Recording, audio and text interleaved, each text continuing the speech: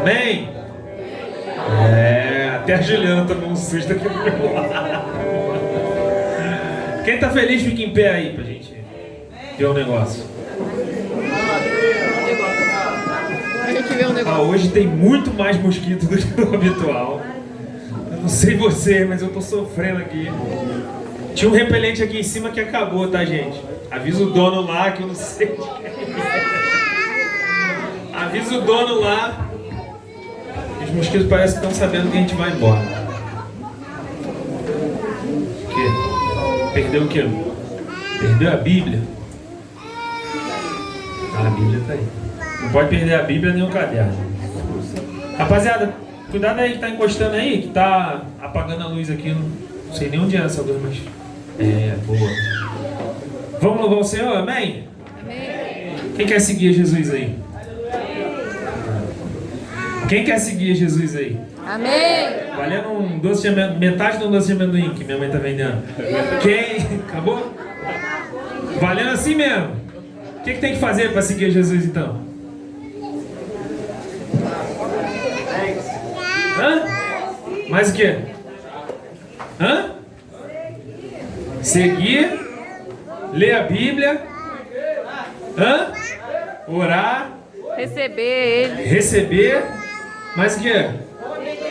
Obedecer, amar, sair de cima do muro, sacrificar, estamos chegando quase. Opa, perdoar. No Google não vale, hein? Se relacionar, ter fé. E Mateus 16, 24, sem abrir a Bíblia, quem vai? Se alguém quer me seguir, renuncie a si mesmo, tome a sua cruz e me segue, me siga. Me siga foi bom. Venha após mim. O convite, o chamado e a responsabilidade que Jesus coloca através das palavras escritas por Mateus, ela é muito importante. Renuncie, negue, tome a sua cruz e siga. Seguir os passos de Jesus nunca vai ser fácil. Só é fácil quando a gente está aqui, cercado, dentro dos muros desse sítio, com um monte de crente em volta, seja com roupa de crente ou não. Quem falou de roupa de crente? Foi o Rodrigo, né? Seja com roupa de crente ou não, é muito fácil seguir a Jesus. E eu quero dar uma notícia para vocês, a gente vai embora amanhã. Eu achei que vocês não iam fazer isso. Eu tomei um susto. Mas a gente vai embora amanhã. E aí, como eu falei aqui nos adolescentes aqui, a quarta-feira vai começar, e a quinta e a sexta, e a gente vai precisar botar em prática tudo que a gente aprendeu aqui. A gente não vai ter mais o... Cadê o Moisés? Cadê o Moisés? Tá ali? Vou falar, tu fala no microfone. Tá ali. A gente não vai ter mais o Kleber, brincadeira à parte, a gente não vai ter mais o Kleber para 1h30 da tarde. Chegou, bora lá. Não vai ter. Não vai ter mais o líder do seu departamento para chamar você e falar assim, gente, vamos morar lá no campo. vou morar não sei onde, vou morar lá no morro. Não vai ter. E aí vai ter que ser a gente. Vai ter que ser a gente a pegar a nossa Bíblia e fazer o nosso devocional. Vai ter que ser a gente a ter a responsabilidade de se debruçar em oração, orando pelo seu ministério, orando pelo seu pastor, orando pela sua igreja, orando pela sua vida. Vai ter que ser você. Vai ter que ser eu. Quem dera fosse. Se todo dia tivesse alguém para lembrar a gente. Ia ser bom, né? Já orou hoje? Alguém para te mandar a mensagem? Já orou hoje? Vamos orar junto? Mas infelizmente a correria da vida às vezes nos atrapalha de fazer isso que deveríamos fazer. Vamos seguir a Jesus, vamos cantar sobre isso, vamos declarar que a gente vai sair daqui pronto para seguir a Ele e ir para cima, como dizem alguns, e prosseguir para o alvo que Ele mesmo já preparou, o alvo da soberana vocação em Cristo Jesus. Amém? Amém. Vamos louvar.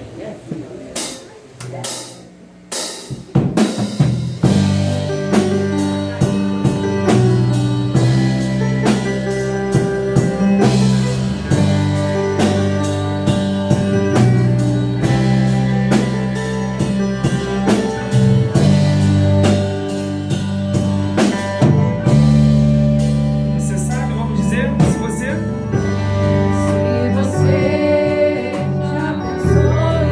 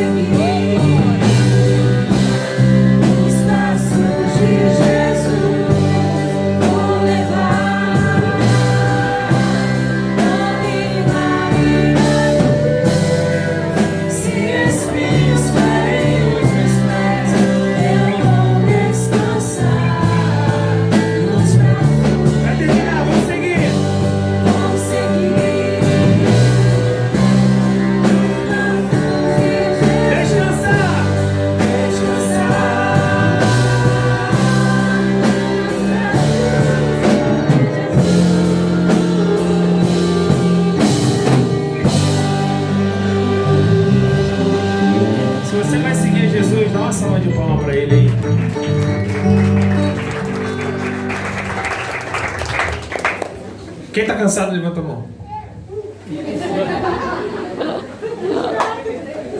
Quem foi o primeiro?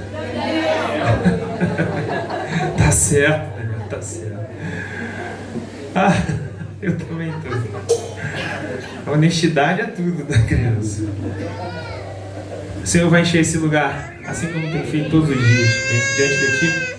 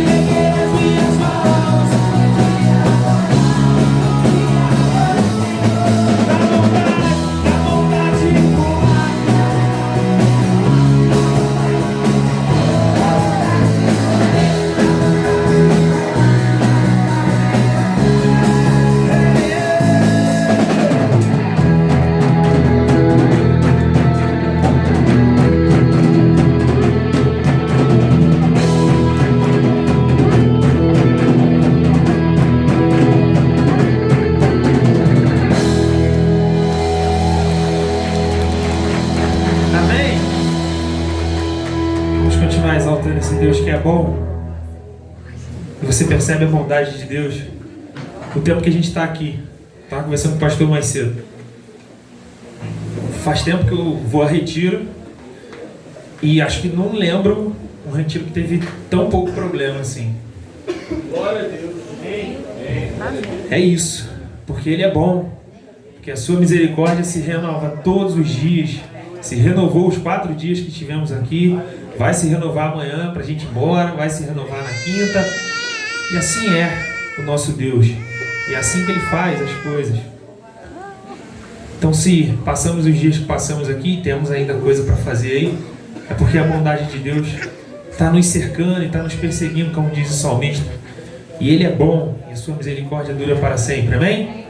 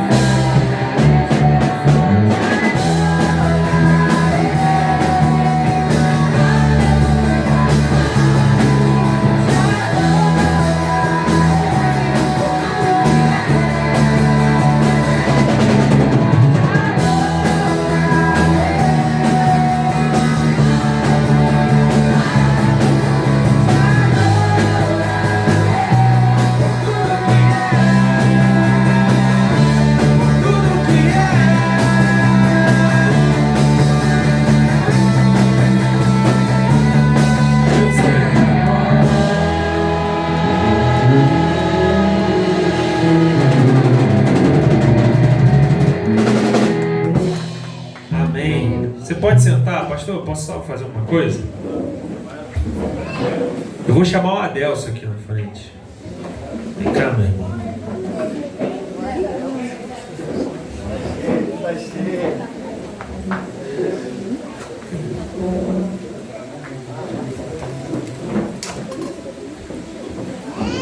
Adelso para mim é a revelação do retiro, meus irmãos. Amém. Revelação do retiro. Cadê o Alan? Não sei se foi ensaiado esse negócio aí, mas deu certo. Foi ensaiado sem ele saber. Ensaiou sozinho e ele estava no ensaio. Gente, louvado seja Deus pela vida do Adelso. Amém. Adelso já está na igreja há um tempão e eu estou há menos tempo que ele. E eu fui surpreendido gigantemente nesse retiro com o Adelso conduzindo, junto com o Alan, o nosso compartilhamento ali depois das mensagens da manhã. Abençoou a nossa vida, abençoou a vida da juventude, da rapaziada, né, que estava ali, as meninas estavam em outro lugar. Eu precisava fazer esse registro, cara, desculpa. Eu ensaiei sozinho, igual o Alan. Eu ensaiei sozinho. Gravou aí, né? Gravou. Gravando. Tá? Por isso que eu precisava fazer isso. Então eu vou te pedir para fazer essa oração, entregando a vida do pastor, né? E agradecendo por tudo que está acontecendo, os louvores entoados, e orando pela vida do pastor, que vai trazer a mensagem. Desculpa, cara, eu sei que você é vergonhoso pra caramba, mas eu precisava fazer esse registro, Adelso, de verdade. Teu irmão tá ali até emocionado, tirando foto, mas, tá? Deus abençoe a sua vida, cara. Fiquei muito feliz mesmo. E agora eu tenho mais um aí para, né, abençoar a vida da gente. Amém? Vamos orar. Senhor, muito obrigado, Senhor, por essa noite. Quero te agradecer pela vida do pastor. Que, Senhor, mesmo a ele, Pai, para trazer a palavra para a gente. Que nós possamos ter o coração, Pai, contrito. Restaura a gente, Pai. Usa ele para falar conosco. Te pedimos, Pai, perdão pelos nossos pecados. Em nome de Jesus. Amém. Amém. Obrigado, irmão. Cadê o público? É igual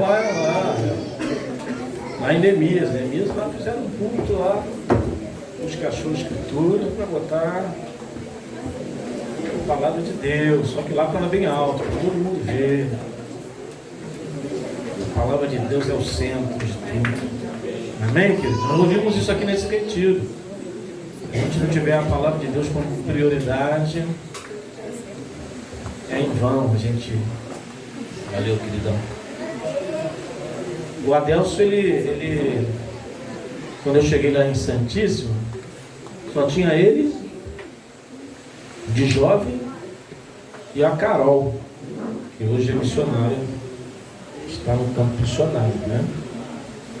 E o Adelso permaneceu aí firme. Hoje ele está vendo aí o que Deus está fazendo lá no meio dos nossos jovens. E eu me alegro muito de ver o Adelso aí se desenvolvendo, entendendo o chamado de Deus, se prontificando para servir a Deus. Amém.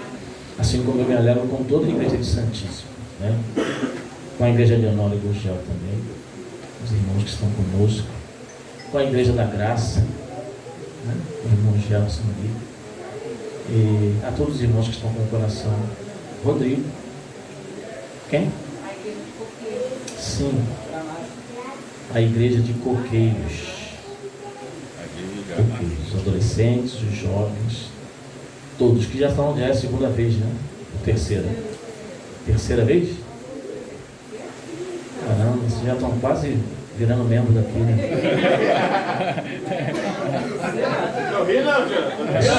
É só uma brincadeira. Se for colocar lá no YouTube, Pastor Márcio, Fala, Deus. só brinquei, filho. Tá? Vai pro YouTube. Não, vai subir. Mas já são de casa, que a igreja é uma só, né? Independente de onde ela está plantada, somos um povo só, um corpo só. Amém. Glória Bom, a Deus. queria que você abrisse a sua Bíblia para a nossa reflexão nessa noite, meditação, lá no Evangelho segundo João, no capítulo 13. Evangelho segundo João, capítulo 13.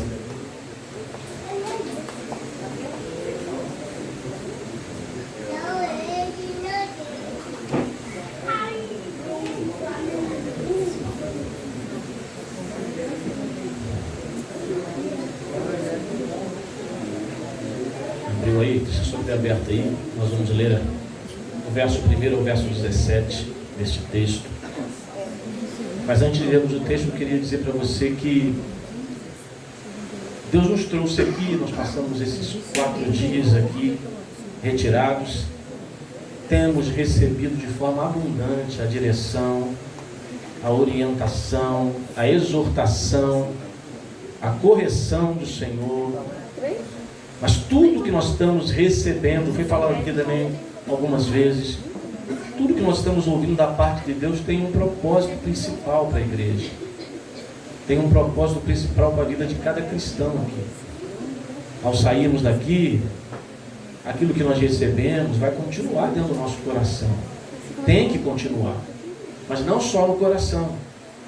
Tem que fazer parte da nossa maneira de viver. Do nosso modo de expressar a fé. Do nosso modo de comunicar Cristo ao mundo. De compartilhar o amor com os nossos irmãos. E nessa noite eu queria falar sobre isso. Por que você recebeu tanto, ouviu tanto, entendeu aquilo que Deus tem para você? Para que você recebeu tanto? Para que a sua vida foi tão alimentada pela palavra de Deus? E há um propósito que Jesus vai compartilhar com a igreja aqui, no capítulo 13. E é o que eu queria compartilhar aqui nessa noite. Para que nós possamos sair daqui realmente, se entendermos o que Jesus quer, colocarmos tudo aquilo que nós aprendemos em prática. Então vamos ler o texto. É um texto conhecido, que é o texto do lava-pés, onde Jesus lava os pés dos seus discípulos. Um momento importante na vida do ministério de Jesus, crucial, porque depois daqui ele não mais estará na mesa com os seus discípulos, mas estará indo para o Getsemane, estará encarando a traição e também a condenação. Vamos ler o texto aí, acompanhe na sua Bíblia. Antes da festa da Páscoa, sabendo Jesus que era chegada a sua hora de passar deste mundo para o Pai, tendo amado os seus que estavam no mundo, amou-os até o fim. Durante a ceia, tendo já o diabo posto no coração de Judas Iscariotes, filho de Simão, que traísse Jesus, sabendo este que o Pai tinha confiado tudo às suas mãos, e que ele tinha vindo de Deus e voltava para Deus, levantando-se da ceia, tirou a vestimenta de cima, e pegando uma toalha, cingiu-se com ela. E em seguida Jesus pôs água numa bacia e começou a lavar os pés dos discípulos e a enxugá-los com a toalha com que estava cingido. Quando se aproximou de Simão Pedro, este lhe perguntou: vai lavar os meus pés, Senhor? Jesus respondeu: o que eu faço você não compreende agora, mas vai entender depois. Então Pedro disse: o Senhor nunca lavará os meus pés. Ao que Jesus respondeu: se eu não lavar, você não terá parte comigo. Então Pedro lhe pediu: Senhor, não somente os pés, mas também as mãos e a cabeça. Jesus respondeu: quem já se banhou não precisa lavar nada a não ser os pés, pois quanto ao mais está limpo. E vocês estão limpos, mas não todos, pois ele sabia quem era o traidor. Foi por isso que disse: nem todos estão limpos. Depois de lhes ter lavado os pés, Jesus pôs de novo a sua vestimenta e, voltando à mesa, perguntou-lhes: vocês compreenderam o que eu lhes fiz? Vocês me chamam de mestre e de Senhor, e fazem o bem porque eu sou. Ora, se eu, sendo o Senhor e o mestre, lavei os pés de vocês, também vocês devem lavar os pés um dos outros, porque eu lhes dei o exemplo, para que, como eu fiz, vocês façam também. Em verdade lhes digo que o servo não é maior do que o seu senhor, e nem o enviado é maior do que aquele que o enviou. Se vocês sabem estas coisas, bem-aventurados serão se as praticarem. Não falo a respeito de todos vocês, pois eu conheço aqueles que escolhi. Mas é para que se cumpra a Escritura: aquele que come do meu pão levantou contra mim o seu calcanhar. Desde já lhes digo isto, antes que aconteça, para que quando acontecer, vocês creiam que eu sou. Em verdade lhes digo, quem recebe aquele que o enviar, recebe a mim. E quem recebe a mim, recebe aquele que me enviou. Até o verso de número 20. Há uma frase, um dito popular, me ajuda a completar aí. Farinha pouca, meu.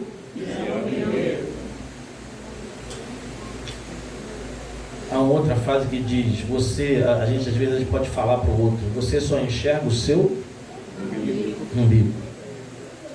Alguns defendem a questão também, amor próprio não é egoísmo. Hoje, nessa noite, nesse último dia do retiro, eu queria falar de um dos tripés que eu tenho abordado lá na igreja, que sustentam a vida da igreja, ou aonde a igreja está sustentada, né? Que é a diaconia, o serviço. A gente pode dizer que o serviço é a base também do ministério de uma igreja. Nós somos um povo, né? Eclésia, assembleia, uma assembleia de servos, uma assembleia chamada para servir. Jesus está aqui no capítulo 13, relatado por João, num momento muito importante da sua vida. É o último momento à mesa com os seus discípulos, que antecede a sua prisão, quando ele vai ser preso lá no Getsêmani. E ele está vivendo esse último momento com os seus discípulos. E nesse último momento é interessante a gente observar o que Jesus vai deixar para eles como ensinamento.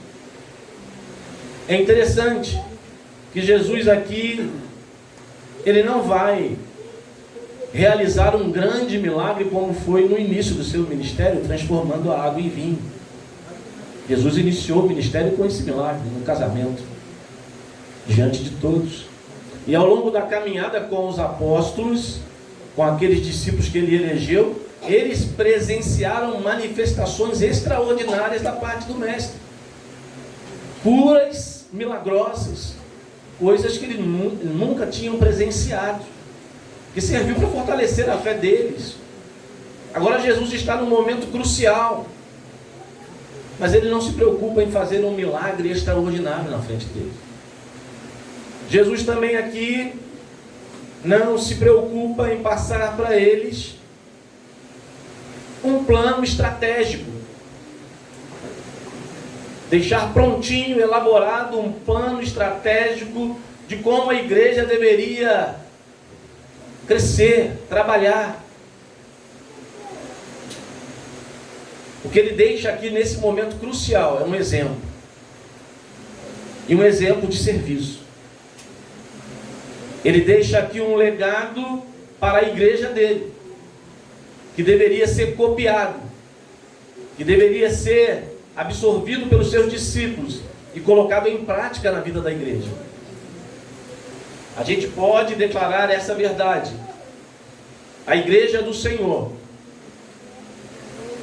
na mente de Jesus, na ideia de Jesus, na concepção do cabeça da igreja, é um corpo de pessoas se dedicando a servir a Deus e uns aos outros.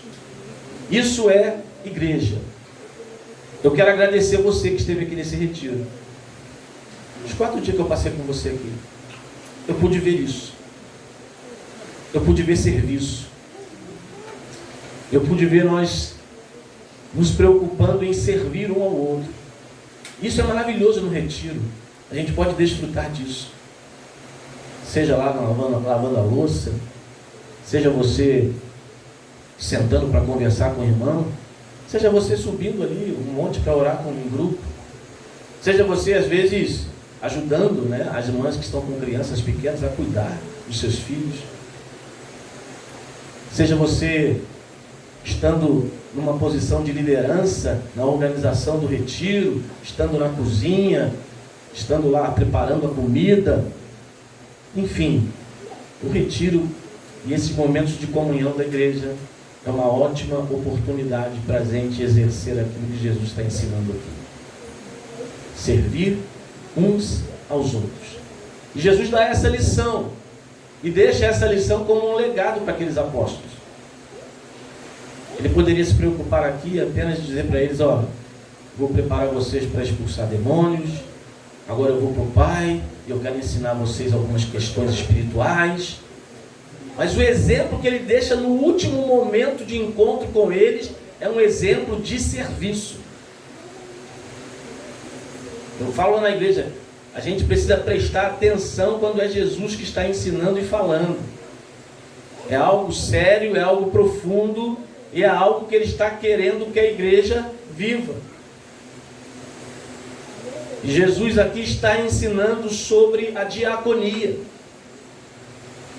A palavra diaconia aparece aproximadamente aí 34 vezes no Novo Testamento, que se referem das várias formas que a gente pode exercer o serviço como igreja. Não é só falar de diaconia se referindo ao ministério diaconal, né? Geralmente a gente se refere aos diáconos como aqueles que têm que exercer o serviço na igreja. Não. Toda a igreja de Cristo é composta de diáconos. Você é um diácono. Você é um servo. Talvez você não seja de fato um oficial eleito para ser diácono no corpo de oficiais da igreja, mas na essência, no chamado, todo crente é um diácono que está exercendo serviço. E o que Jesus nos ensina para vivermos como essa assembleia de servos? A Assembleia Santa é uma assembleia de servos. E eu quero tirar algumas lições desse texto sobre isso para a nossa vida. O Jonathan estava falando aqui, né? E realmente, você não vai ter lá na sua casa mais esse monte para subir. Talvez você não vai ter todo mundo junto de você para ter um momento de oração, todo mundo junto, toda hora. A não ser nas programações da igreja, nos momentos que você está lá no Conectados, as mulheres estão na consagração segunda-feira. Mas de repente você não vai ter diariamente esse momento, tirar momentos durante o dia para você estar com um grupo. Mas o privilégio e a ordem para servir, ela vai continuar. E nós precisamos entender isso, por que nós existimos como igreja. Para que nós recebemos tanta orientação de Deus? Para que a gente recebe tanta ministração da parte da palavra de Deus? Para colocar tudo isso a serviço do reino, mas também em prol do outro. E foi isso que Jesus fez aqui nesse momento do lava-pés, na ceia, na mesa. E há algumas coisas interessantes que a gente precisa aprender sobre servir. Já que nós somos a Assembleia de Servos, Jesus vai ensinar algumas coisas sobre isso, com a sua vida, com o seu exemplo. E eu quero compartilhar com você aqui nessa noite. Jesus ensina aqui sobre o seu modelo, sobre o seu exemplo, que servir deve ser uma expressão de amor, irmãos. Servir na vida da igreja deve ser uma expressão de amor. É interessante que ele começa lá no capítulo 13, verso 1. Olha o que ele está dizendo. Antes da festa da Páscoa, sabendo Jesus que era chegada a sua hora, Jesus já sabia o que ia acontecer com ele, o que esperava ele. Diz aí, de passar